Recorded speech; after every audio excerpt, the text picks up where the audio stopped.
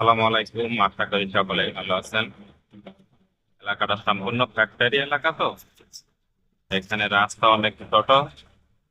এই এলাকায় নতুন করে আবার রাস্তা এই সাইড থেকে ওই সামনের ওই দিকে সমস্ত সাইড বাড়ানো হয়েছে, এখন আবার এই সাইডও বাড়াবে।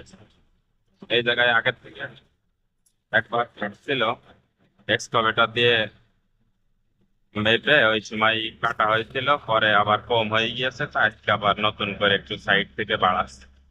আজকের এই ভিডিওটায় মূলত নতুন একটা কথা শেয়ার করব আপনাদের সাথে। সেটা হলো,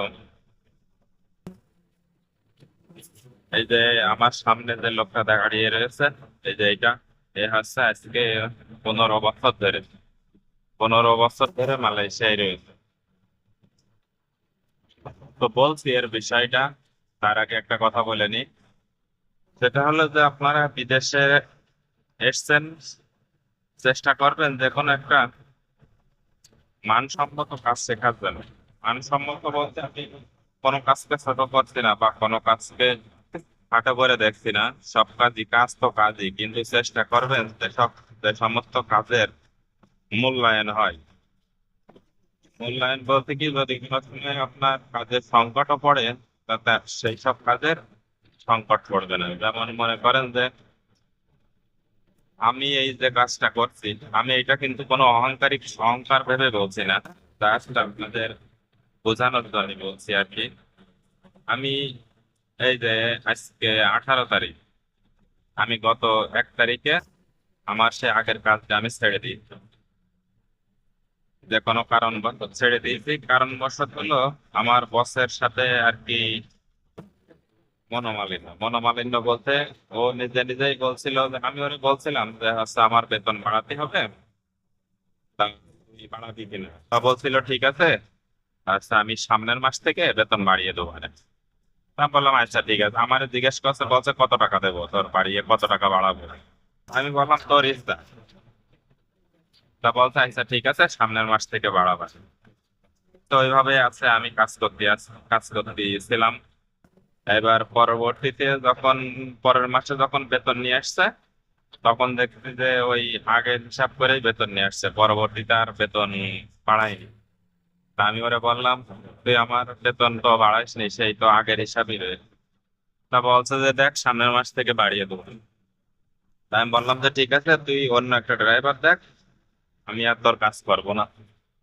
তা আমার অনেক রিকোয়েস্ট করছিল যে দেখ, দাদা আসলে তোর বেতন বাড়িয়ে দেবো না।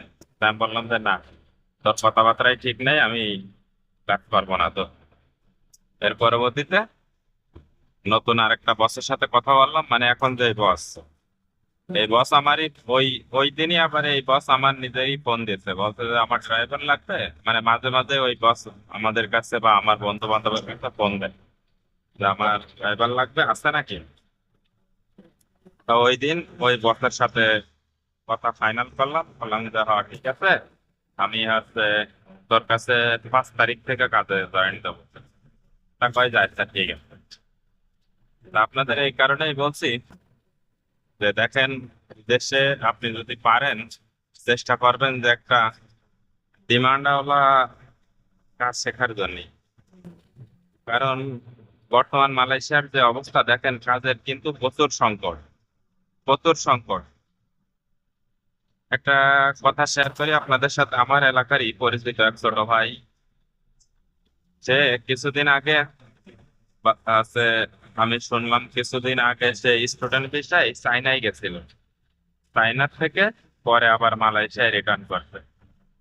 তো ওর বয়স খুব বেশি হলে হয়তো 25-26 হবে। তা ওই ছেলেটা গত 2 দিন আগে স্ট্রোক করেছে, স্ট্রোক করে মারা গিয়েছে। তো আমার কাছে বিষয়টা একটু অন্যরকম মনে হলো, আমি জানি না আসলে মন কারণ কি। আচ্ছা, হয়তো বা ওর মরণ এই পর্যন্তই, ওর হায়াত আল্লাহ লিখে রাখছিল তাই মরে গেছে, কিন্তু তারপরেও আমার কাছে একটু অন্যরকম মনে হলো। হয়তো মানসিক প্রেসারের কারণে হয়তো বা দেখা যাচ্ছে যে মানসিক প্রেসারে থাকতে পারে, মানসিক টেনশনের ভিতরে থাকতে পারে। এত টাকা পয়সা খরচ করে এতে, আবার মালয়েশিয়ারও বর্তমান অবস্থা, তো কাজের অবস্থা খুব ভালো না। কারণ আপনি যদি মানসম্মত বা মোটামুটি একটা, মানে একটা ডিমান্ডেবল কাজ না করেন তাহলে আপনার কাজ পাওয়া খুব কঠিন হবে।